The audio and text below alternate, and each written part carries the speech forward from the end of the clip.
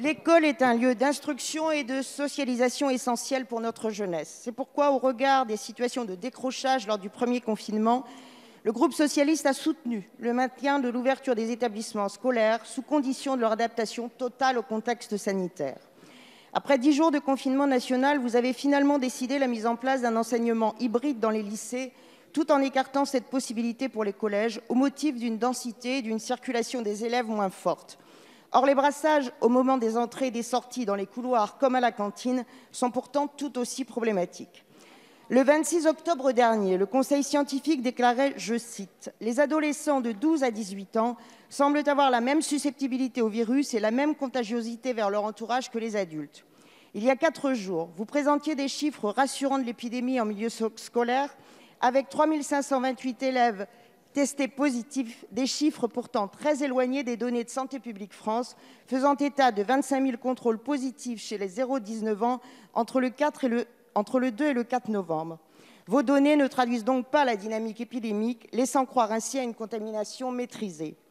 Alors qu'un plan de continuité pédagogique préparé dès juillet, prévoyant le passage à cet enseignement hybride en cas de circulation active du virus, aurait pu être activé plus tôt, se développe à nouveau un sentiment d'improvisation dans l'urgence extrêmement anxiogène pour les élèves, leurs familles et les personnels.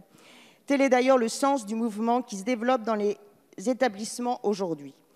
Monsieur le ministre, que proposez-vous pour prendre en compte la situation au collège? Au-delà, et au risque de me répéter depuis le printemps dernier, quels moyens humains et matériels allez-vous enfin déployer pour garantir une continuité pédagogique plus efficace que lors du premier confinement à tous les élèves?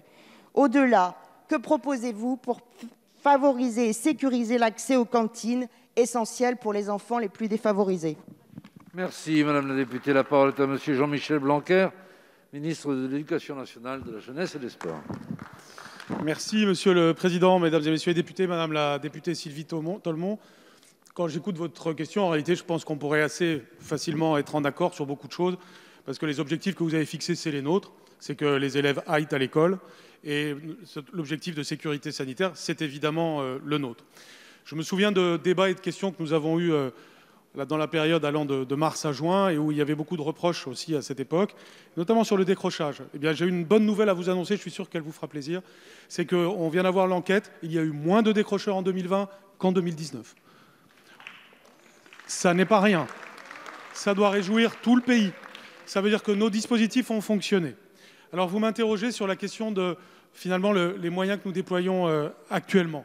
D'abord, je voudrais redire ce que j'ai dit tout à l'heure, c'est-à-dire nous avons un curseur, nous le faisons évoluer en fonction de la situation sanitaire. Et c'est tout à fait vrai que mon but est que les élèves aillent le plus possible à l'école. Je le confesse, si c'est mal, il faut me le dire, mais moi je cherche à ce que les élèves puissent aller à l'école au maximum, parce que quand ils n'y vont pas, c'est mauvais pour eux.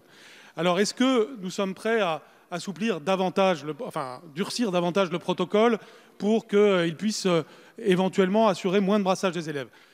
Contrairement à ce que vous avez dit, au collège, il y a quand même moins de brassage qu'au lycée pour des raisons évidentes. Et en plus, les élèves n'ont pas le même âge. Donc chacun comprend que les mesures ne sont pas les mêmes au collège qu'au lycée.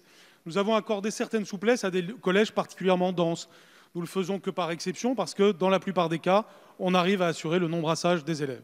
Nous restons ouverts sur l'avenir en fonction de l'évolution de l'épidémie, mais à chaque fois, c'est un équilibre entre le retour des élèves et le protocole sanitaire. S'agissant des moyens, nous avons acheté encore récemment 6 000 ordinateurs que nous sommes capables de distribuer. Je vous rappelle que nous fermons régulièrement des écoles, des collèges et des lycées dès qu'il y a des cas avérés. Et dans ces moments-là, nous faisons cela. Actuellement, des départements comme le Val d'Oise ou l'Aisne bénéficient par exemple de notre plan 100% informatique. Et le député Bricout le souligne à juste titre. De votre groupe, merci. Eh bien, donc oui, nous avançons aussi sur la formation des professeurs. Et donc, j'en parlerai ultérieurement, mais cette préparation-là existe aussi. Merci.